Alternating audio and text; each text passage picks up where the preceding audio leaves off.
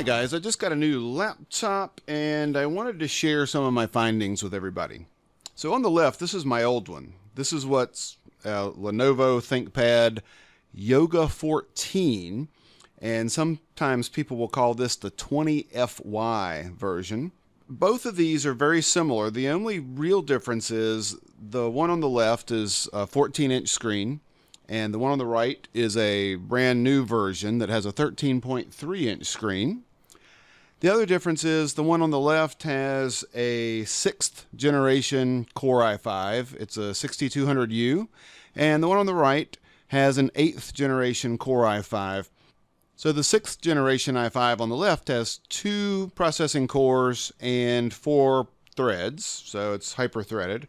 The one on the right is the 8th generation, and it has 4 processing cores that run at a slower speed, but also is hyper-threaded, so there are 8 processing threads, and the one on the right here. The one on the left has one of these square proprietary chargers. The one on the right, the newer version, charges with USB-C.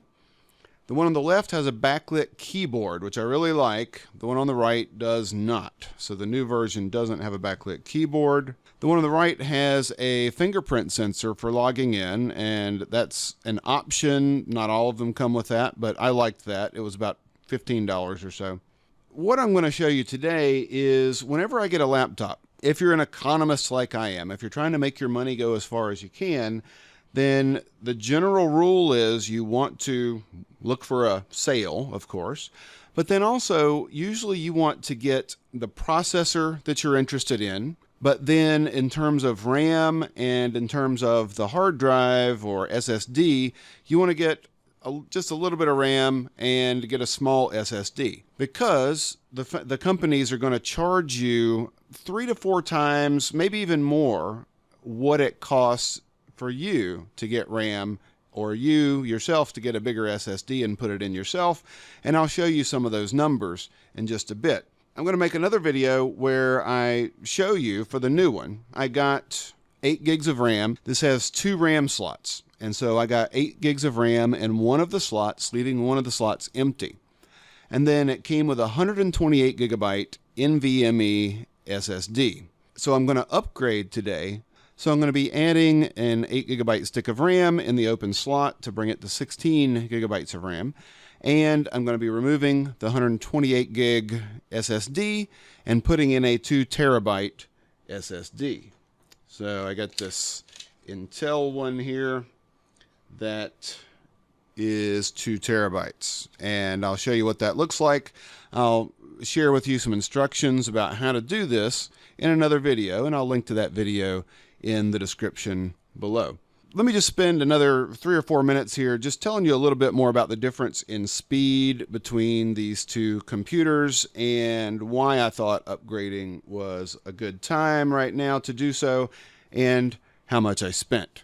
And so these are ones that I use every day to make YouTube videos. I use them every day in class, and I also use these every day when I'm taking class. So when I say in class, whether I'm teaching a class, but I'm also getting a master's degree in math right now, just for fun. I have a PhD in economics. Whenever I use these, whether I'm taking notes in a class that I'm taking, or I'm giving a lecture in a class that I'm giving, one of the reasons why these are laptops that I particularly like is that they have a digitizing stylus. So let me show you that real quick. The digitizing stylus on both of these are very skinny, which makes them a little bit uncomfortable to use. But one of the things I really like about these laptops is that the stylus is garaged. This is the term that Lenovo uses for the fact that the stylus stores inside the base of the laptop here, so you're not going to lose it. Now I'm left-handed, and I like my old one because they actually store the stylus on the left side, so that makes it really convenient. The newer one here, the stylus is garaged on the right, but it's about the same size, has 2 buttons, little tiny buttons here, where if you click the bottom one and you're using OneNote, which is what I use mostly with this, it will erase. you can change the programming of the buttons, but generally the one on the bottom is erase, and the one on the top you can use to select or open a program or do anything else you want. It's the erase feature that I use most of all. And these have a battery inside with some little metal contacts here so that when you put it in the slot to store it, it charges it back up. And if the battery ever runs out, which it hasn't ever really done for me unless I just leave it out for a few days, but if it runs out of battery, you can put it back in the slot and it will charge up within about 30 or 60 seconds to where you can use it for about an hour after that. So really convenient feature there. So now let's go and let's compare the performance of these two laptops. Now, one other thing that I didn't mention is that the older one has a discrete GPU, a GTX 940M, which is not a powerhouse by any means, but if you have a separate GPU chip, it will be faster for things like anything involving fancy graphics, whether it's a computer-aided design program, mapping program, or playing very light games. Neither of these is going to be a gaming laptop. I have desktops that I use for gaming. The new one does not come with a discrete GPU, but I really found that I almost never turned on the GPU, the discrete GPU for the older laptop, because it uses more power and it just didn't come in use. I don't normally edit video on the laptops or do much gaming on the laptops at all, so I would just leave it turned off to save battery. So in the new one, it just has the GPU chip that's built into the i5 processor, which is the HD620. And of course, when you compare these two, the discrete GPU is faster, according to userbenchmark.com's numbers, about 50% faster. And it just depends on what you're doing, which of these chips is faster. Now, let's look at the CPU comparison between the 6th generation and the 8th generation Core i5.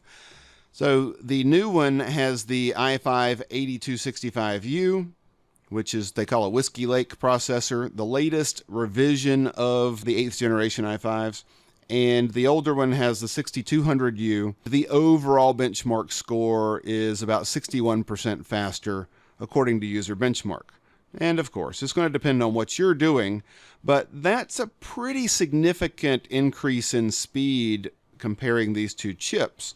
And my 6th generation laptop, it's getting a little old and it works fine most of the time, but sometimes it does seem to just kind of hang up if I'm doing, like, have several things going at once. So I thought, well, I got a good price on the new one. I thought I would go with that. Now let me show you why I argue that you should get the basic version and then upgrade. And then in the next video, I'll actually show you the upgrading process on this L390 Yoga. So here is the order page for the L390 Yoga with the 13.3 inch screen. I've selected all of the things that I got when I ordered it. So here's the i5 8265U. You can save $100 if you get the cheaper i3, but there is quite a big difference in performance between this i3 and this i5, so I went with the i5. Now, why not go with the i7 for another $105? Because when you compare the speed of these two particular processors, the i7 is maybe 20% faster, 15 to 20% faster, and that's just not a good value proposition in my mind. Now, if you really need to stretch the performance as much as you can and you want to keep the laptop for a very long time, then maybe that $100 would be worth it to you. So I got the i5. I got Windows 10 Pro, so let me select that when I ordered it. And I also got one stick of 8 gigs of RAM, leaving the other slot open. And I got the 128 gigabyte NVMe SSD. The price here today, as I'm making this video, says $881. When I ordered this, I paid $750, and that included a student and faculty sort of university discount that I was able to use a coupon. So I paid $750 for this. Now, what if I decided to go ahead and get the amount of memory I really want, which is 16 gigabytes of RAM? According to today's pricing, that would add $106. However, I opened up the laptop, saw exactly what RAM chip was in there, and I ordered an exact match for what's already in here, and I paid $52.50, including shipping and tax. Okay? So saved half the money. Now, I have to go through the trouble and open up the laptop and install it, but I was going to do that for the SSD anyway. Now let's look at the SSD proposition here. 128 gigs is not enough to do very much, especially if you're recording a lot of videos and you have a lot of research files and video files that you're going to be storing on the laptop. I wanted at least a 1 terabyte. 1 terabyte's probably ideal for me. But when I was looking for good deals over the last several weeks for an NVMe SSD, the deal I landed on was a 2 terabyte Intel 660p for $212. Pretty good deal in my mind. Now, what if I tried to get the same thing here? Well, they don't even offer a 1 terabyte SSD, so I was going to be out of luck. So this is something I actually have to do if I want to buy this particular model of a laptop to begin with. But you see that for about $200, I'm getting a 512 gigabyte upgrade, whereas by paying $212 for the 2 terabyte, I get a much bigger SSD, and I get an extra 128 gigabyte SSD that I just get to keep as a spare or, install in a friend's or a family member's computer. So again, I think this is doing it yourself is best, but you need to be comfortable doing that yourself. So I'm going to make the next video here where I'm going to show you how to open up the L390 Yoga and how to clone the drive and install the RAM and install the drive in there. So tune in to that next video if you're interested in doing this kind of thing and seeing if you would be comfortable doing it yourself. Bye-bye.